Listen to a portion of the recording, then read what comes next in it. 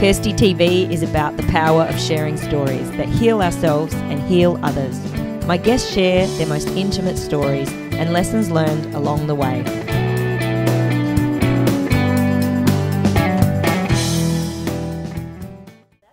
Juanita was just 14 years old when she became pregnant. Scared and unsure what to do, she hid her pregnancy for 6 months. When her mother found out, she forced her to give the baby up through adoption, something that sent her spiraling out of control for many years. She was finally able to get to a place of acceptance, and through the fact that it was an open adoption, she's been able to reconnect with her daughter.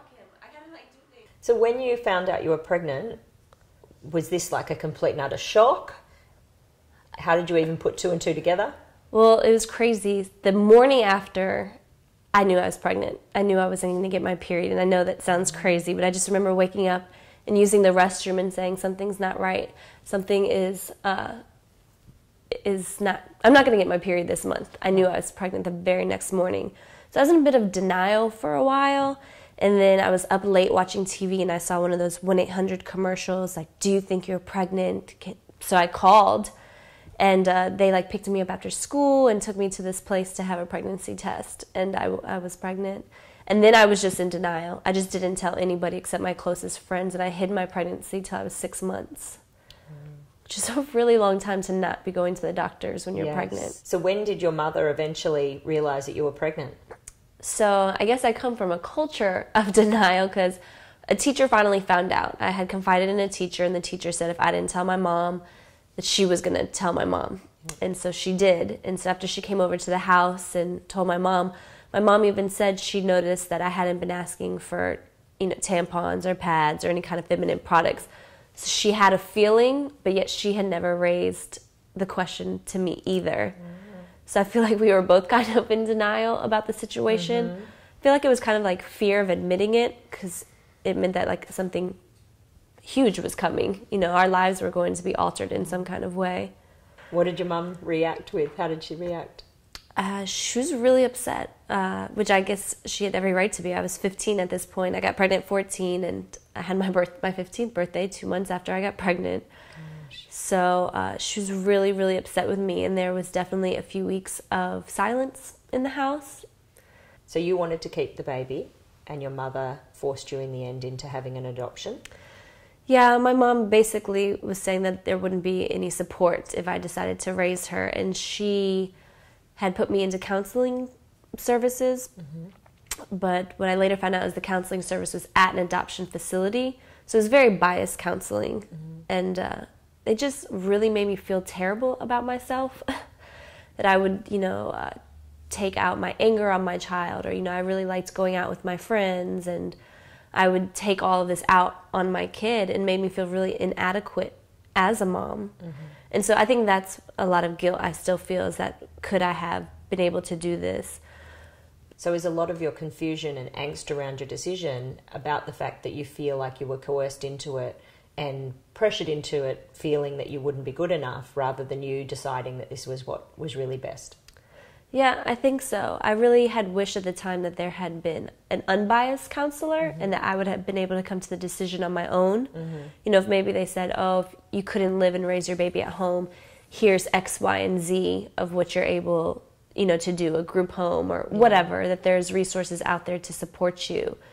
But it was really kind of like just the only option was, you can't do this. You're not good enough to do this. You won't be a good mom. And then later you've had that remorse over, did you make the right decision? Yeah. And, you carried this baby for 9 months. So you're feeling it kick and you're bonding and, you were ignoring it in the beginning in denial, but afterwards, did you start to feel a connection with this baby? When she was still inside my tummy? Yeah. Oh, yeah, for sure. Because I would talk to her every night, and she always kicked. And my two best friends were so into me being pregnant, so they kind of helped with that connection too. And then seeing her in the hospital and being with her for those 3 days. Adoption, although now in retrospect I think it was the best decision, it is probably one of the most difficult decisions that you'll ever have to make. Yeah. And you went through years of trying to fight to have her back, so you obviously did feel like you'd made the wrong decision. I did. I went through 5 different lawyers trying to get her back, but there is So from 15 to 16, there's no one that's going to help a 15, 16-year-old that has no money, no family support, trying to get her back. And then finally, one of the last lawyers had told me to write a letter to the family stating that I wanted her back, which was terrible advice, because then they kind of, it's an open adoption, so that kind of made them pull back and not want to have the same type of visitation, and then it turned into supervise. How does an open adoption work? Open adoption is that we could have contact through letters, yearly visits, etc. I've been really blessed with such a great family, because literally they've accepted me into their family as one of their own. So when I was still living closer to her, I was spending holidays with them.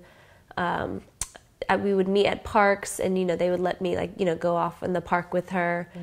Now for her 13th birthday, I took her to New York on the train, just her and I. So, I mean, that's like a big deal. Like, they very much consider me, they've told me I'm the cool aunt. Because they have 2 other adopted boys, too, whose birth mothers were not involved in their being raised. So I almost felt like the pseudo birth mother. Because they were all very, very young. So I felt like they kind of all looked to me as that birth mom that they didn't have a relationship with.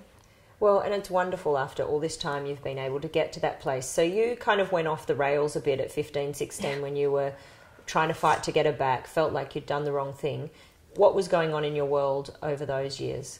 I think I kind of just gave up and was like, forget everything. So as I was trying to go through the lawyers, and once it was looking dark and dim that it wasn't going to happen, I just started kind of partying out of control and just, drinking and smoking and skipping school. And I ended up getting expelled my junior year of high school for fighting.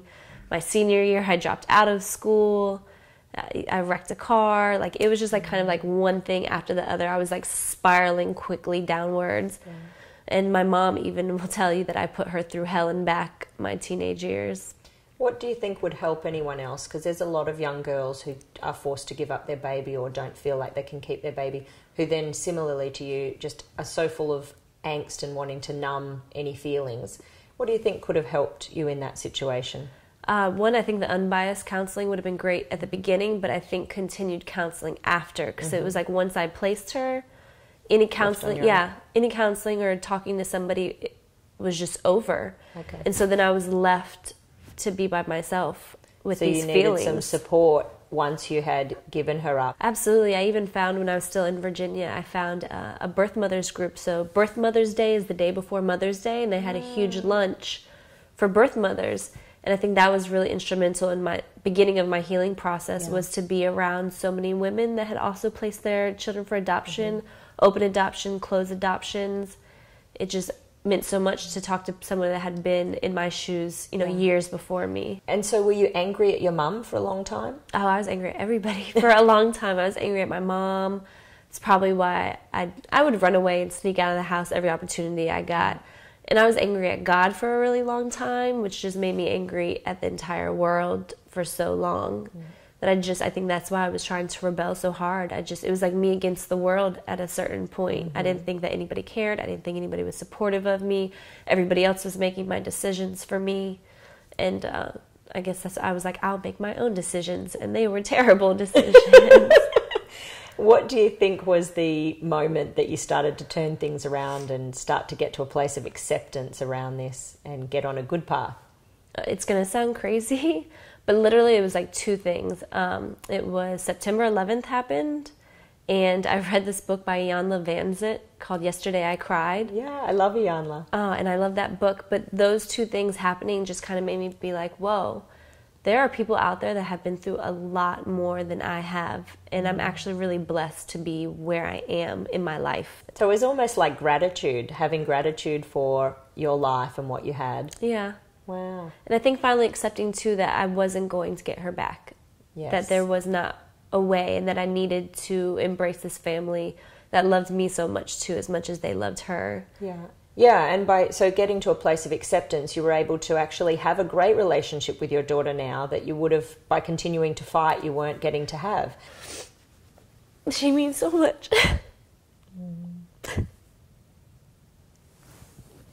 And she's turned out so beautiful as a view. You are strong. Thank you. Need another tissue? Yeah. Yeah. What has been the greatest gift out of this journey? The greatest gift of this journey is my relationship with my daughter. It's so great to be able to see her grow. Like I said, she's such a good kid. I just saw her this past weekend cheerlead in her last game of the season. So being able to see her cheerlead and grow and make good grades and not fall down the same path that I went to, because I see what a great support system that she has. She has a mother and a father in the home and brothers and a sister, and just seeing her raised with so much care and value. So I think that's my greatest gift. Yeah. Is there any part of you that feels sad that you don't get to go home with her or don't get to be a mother full-time, or are you completely at peace now? I think both. I think a lot of times I am at peace because I am able to see the things I'm able to accomplish now, and her as well. But there's a lot of times too that I would love her to come and live for the summer, or, you know, I think about what would have been if I had raised her. But then again, as I was thinking that, getting ready to come talk to you, is that I don't think that we would have been able to be where we are now as individuals had I kept her so young. Mm-hmm. Beautiful. Well, thank you so much for being Thank here you. and sharing your amazing story. So for anybody out there who has given up a baby in adoption or is thinking about adoption or open adoption, I hope that my interview here with Juanita has helped you. And I hope that you go out there. It's never too late to get the right support to help you move forwards if you're still stuck in the past. I look forward to seeing you next time on Kirsty TV. Don't forget to subscribe to our video, and if you loved it, share it, comment with us, Facebook and Twitter. I'm on there all the time, and I love hearing from you. I'll see you next time. There are a lot of people I loved were around me, and they tried to take pictures of me, and we got to hold my daughter, and they're like, Ina, smile. I'm like, how can I smile? I'm not going to be taking this baby home. When you sent through some of the photos, there was one of the photos that was taken.